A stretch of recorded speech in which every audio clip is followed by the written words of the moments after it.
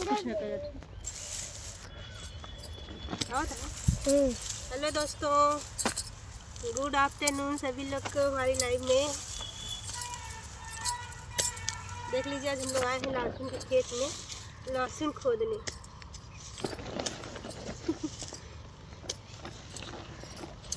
तू भी भरा अपने सब मम्मी ने कैसे ना कर ना मानस कैसे। किसको किसको अचार खाना है कमेंट करके बताइएगा। ये देखो इधर देखो।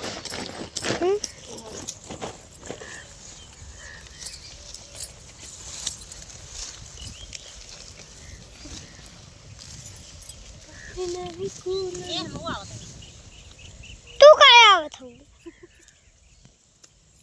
मम्मी चली जाए फिर जैसे तू कहा हमारी इज्जत ही चली जाता, हम अपनी इज्जत बचा ले।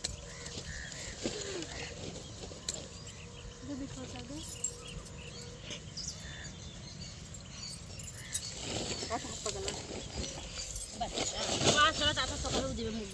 मैं तू काय आवत